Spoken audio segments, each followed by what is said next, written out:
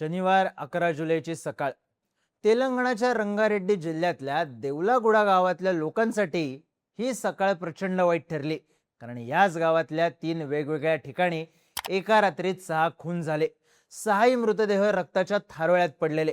6 मृतांमध्ये 4 महिला होत्या आणि 2 लहान मुलं.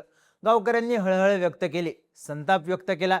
कारण हे 6ही खून जामिनावर सुटलेल्या एका 35 वर्षीय आरोपीने केले होते. धक्कादायक गोष्ट म्हणजे ज्या मुलीच्या तक्रारीमुळे त्याला अटक होण्याची भीती होती, त्या मुलीला आणि तिच्या कुटुंबालाही त्यानं संपवलं. एवढंच नाही तर त्यानं स्वतःची बायको आणि 2 मुलांचाही खून केला. पण नेमकं घडलं काय? 6 खून करणारा हा आरोपी आहे कोण? त्याने एवढं क्रूर कृत्य का केलं? तो कुठल्या गुन्ह्यात फरार होता?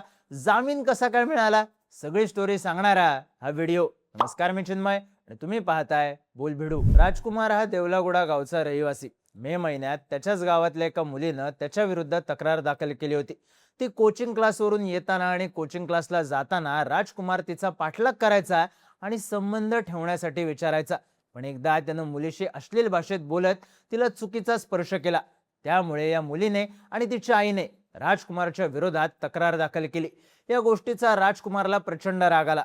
तो मुलीला आणि तिच्या पूर्ण कुटुंबाला मारून टाकण्याच्या धमक्या द्यायचा. पीडितेच्या भावाने माध्यमांना दिलेल्या माहितीनुसार आम्ही पोलिसांकडे तक्रार दिल्यानंतरही राजकुमार बरेच दिवस गावातच फिरत होता. पण पोलिसांनी त्याला अटक केली नाही. त्यानं काही पोलिसांना पैसे दिल्यानं तो कारवाईपासून वाचत होता आणि आम्हाला धमक्या देत होता. आमचं कुटुंब घाबरून गेलेलं. त्यामुळे आम्ही पुन्हा तक्रार दिली. पोलिसांनी आम्हाला आश्वासन दिलं की त्याला अटक करू.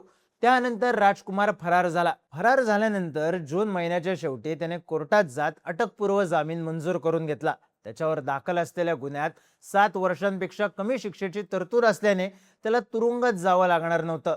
त्यामुळे त्याला 20,000 रुपयांच्या पर्सनल बॉन्डवर जामीन मंजूर झाला. राजकुमार पुन्हा गावात आला. काही दिवस शांत राहिला आणि 10 जुलैच्या रात्री एक भीषण गुन्हा घडला. रात्री 11:15 वाजण्याच्या दरम्यान राजकुमार आपल्या 4 व्हीलरने देवलागुडा गावात पोहोचला आणि पीडितेच्या घराबाहेर आला. घराचं दार वाजवल्यानंतर पीडितेच्या आईने दरवाजा उघडला.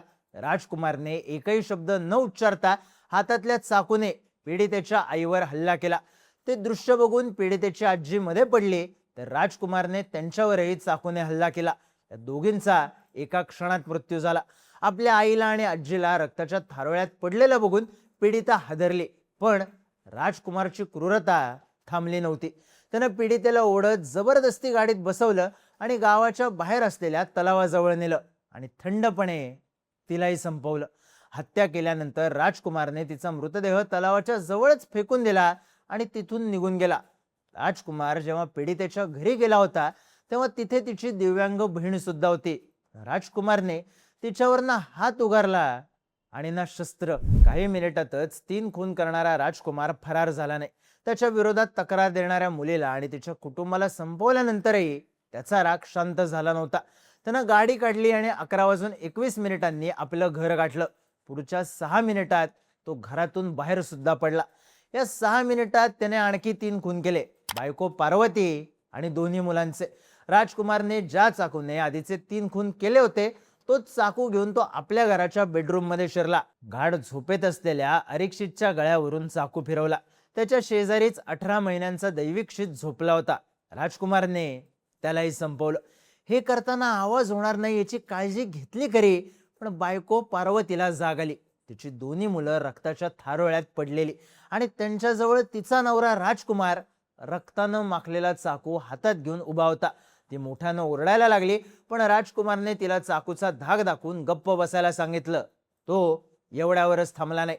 त्यानं पार्वतीच्या केसांना धरून तिला बाहेर ओढत नेलं आणि घराच्या बाहेर आणून तिच्यावरही चाकूने वार केले. तिचाही जागीच अंत झाला. रात्री 10:45 सुरू झालेला मृत्यूचा हा थरार 11:27 संपला. फक्त 40 मिनिटात राजकुमारने 6 निष्पाप जीवांना अत्यंत क्रूरपणे संपवलं. त्यानंतर 11:45 त्यानं शाहबाद शहरात राहणाऱ्या आपल्या वडिलांना फोन केला. मी 6 खून केलेत, आता मी स्वतःला संपवतोय असं सांगितलं. हे सगळं ऐकून राजकुमारच्या वडिलांना धक्का बसला. त्यांनी त्याला समजून सांगण्याचा प्रयत्न केला. मग त्यांनी शाहबाद पोलीस स्टेशन गाठून सगळा प्रकार पोलिसांना सांगितला. पुढच्या काही मिनिटात पोलिसांनी देवलागुडा गावात जाऊन सगळी परिस्थिती बघितली. पीडितेच्या आईचे आणि आजीचे मृतदेह तिच्या घरात सापडले, तर पीडितेचा मृतदेह तलावाजवळून ताब्यात घेण्यात आला. राजकुमारची बायको आणि 2 मुलांचे मृतदेह सुद्धा मिळाले. राजकुमारने वापरलेला चाकूही सापडला, पण तो स्वतः सापडला नाही. पोलिसांनी बराच शोध घेतला, पण तो फरार झाल्याचं लक्षात आल्यानंतर त्याला शोधण्यासाठी पथकं रवाना केली. राजकुमारने त्याच्या वडिलांना आपण स्वतःला संपवत असल्याचं सांगितलं होतं.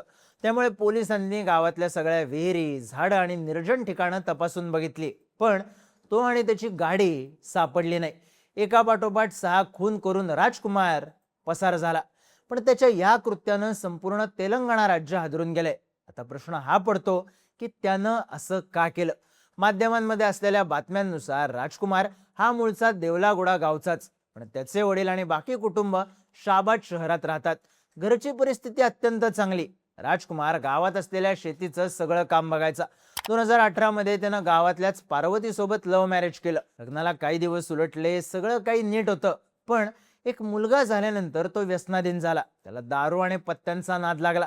यातूनच त्याच्यावर कर्ज वाढत होतं. घरच्यांनी बऱ्याच वेळा त्याला समजून सांगण्याचा प्रयत्न केला, पण तो ऐकायला तयार नव्हता. शिवाय मागच्या काही दिवसांपासून त्याची मानसिक स्थिती चांगली नव्हती. याबद्दल त्याच्या कुटुंबियांनी पोलिसांनाही कळवलं होतं, पण घरच्यांच्या मते पोलिसांनी या गोष्टीकडे दुर्लक्ष केलं.